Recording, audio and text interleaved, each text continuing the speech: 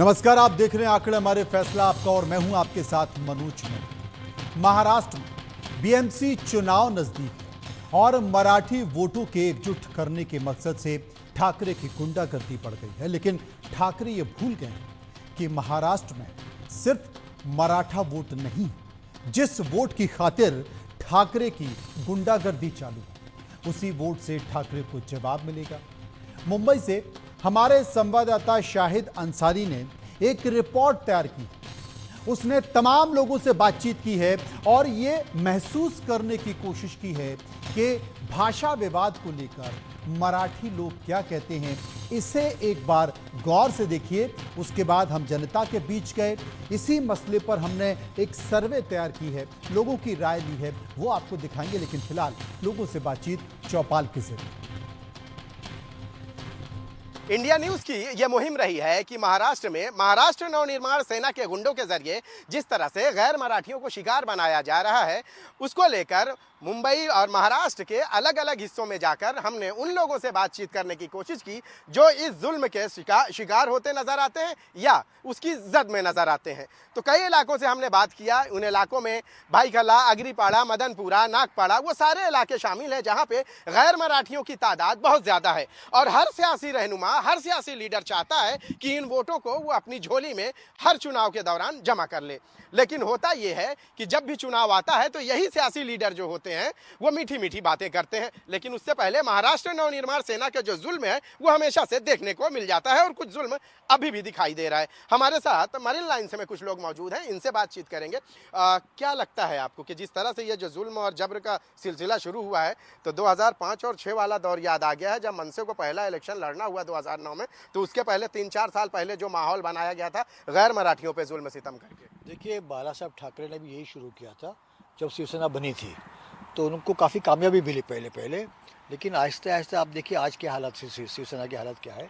मनसे ने भी शुरू में काफ़ी अच्छा परफॉर्मेंस किया, यही हंगामा करके मार धाड़ करके, लेकिन आहिस्ते आहिस्ते लोगों को एहसास हुआ कि ये गुंडों को बिल्कुल ताकत नहीं देनी चाहिए।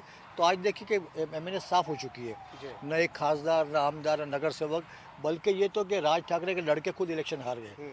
इतनी बुरी हालत पार्टी की है। अब उनको लगता है कि मराठी का इशू आया है तो इस इशू के जरिए हम लोग आगे बढ़ेंगे। लेकिन मैं समझता हूँ लोगों ने फैसला किया है कि वोट के जरिए इस पार्टी को ख़त्म कर देना है, ताकि इनका निशान भी छीन जाए, इनकी पार्टी का नामो निशान खत्म हो जाए। इनका वजूद पूरी तरह से, मतलब अगर ख़त्म करना है तो वोटों का जो हथियार है वो इस्तेमाल करना होगा। आप क्या कहना चाहेंगे? देखिए, मनसे जो है ना वो बिल्कुल वजूद में नहीं है, क्योंकि बिल्कुल ख़त्म हो चुकी है, पॉलिटिकली नील है। और इनका जो जुल्म ये चाहते हैं कि अपनी इस तरह की पॉलिसी अपना कर लोगों को डरा कर ये राजनीति करना चाहते हैं। लेकिन लोगों को ये चाहिए कि इसका जवाब वो वोटिंग के ज़रिए दे, अपने वोटों का इस्तेमाल करके, अपने हक का इस्तेमाल करके और इनके खिलाफ वोटिंग करके इनको उनके ताबड़तोड़ उनको जवाब दें। अच्छा, देखिए 2009 के पहले से जो तमाशेबाजी इसी तरह की हुई थी, बावजूद उसके 2009 में 13 सीटें आई, फिर उसके बाद से इनका सुपड़ा साफ हुआ। बिल्कुल, तो इसी वजह से देखिए कोई भी है, लोग एक हद तक के कोई जुल्म सह सकते हैं और एक आम जनता जानती है कि ये इनकी जो सियासत है ये सिर्फ इसी बात पर है कि लोगों को डराए धमकाएं और ज़बान के नाम पर, भाषा के नाम पर उनको अलग अलग करके जुल्म करके। लेकिन लोग अब जान चुके हैं। कहना चाहते हैं आप कि अब लोग जाग गए हैं, अवेयर हो चुके हैं। आप क्या कहना चाहते हैं कि क्या इस तरह से जो जुल्म जबर की बुनियाद जो है किसी भी सियासी पार्टी के लिए बेहतर है, या वो आवाम क्या करे जिसके पास कुछ नहीं है, कोई रास्ता नहीं है? देखिए, ये मामला शुरू हुआ मीरा रोड में, वो एक गैर मराठी को झापड़ मार करके। तो मेरा ये मानना है कि इसका जवाब लड़ाई झगड़े से नहीं, आने वाले दिनों में ये जो इलेक्शन होने जा रहे हैं बीएमसी के, उसके लिए ये ग्राउंड बना रहे वो लोग। तो हमें भी यही ग्राउंड बनाना चाहिए कि हम मजबूत होकर इनके खिलाफ वोट करें और इन्हें यहाँ से भगाएं। हमें का मतलब आवाम से होता है, जनता से होता है, जो जनता इनकी जद में आ चुकी है। कई लोगों, सिर्फ मीरा रोड ही नहीं बल्कि कई जगहों पे, ऑटो रिक्शा से लेके, हाथ गाड़ी से लेके, जो ख्वाजा फरोश होते हैं, जो स्ट्रीट पे लोग होते हैं, कोई तो ऐसा बचा नहीं है। तो अब वो क्या करें? उनके पास तो लड़ने के लिए कोई रास्ता ही नहीं है। उनके पास सिर्फ अपना वोट है एक, और ये वोट की ताकत से मनसे की ज़मीन दोस्त कर सकते हैं, यानी ज़मीन पर लेके आ सकते हैं।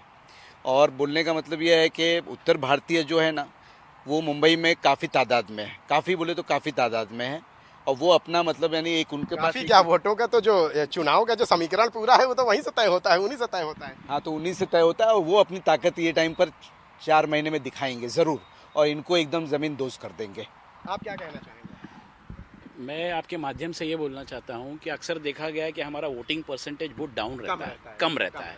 अगर ये हम लोग जागरूक होकर सब लोगों को ये चीज़ का एक मैसेज फैलाए कि हमारे वोट की कीमत क्या है, हमको घर से निकल के हमारा वोट और हमारा अधिकार को इख्तियार करना चाहिए, हमको वोट डालना चाहिए, वरना आगे आने वाले वक्तों में हमारे को और भी दबाया जा सकता है।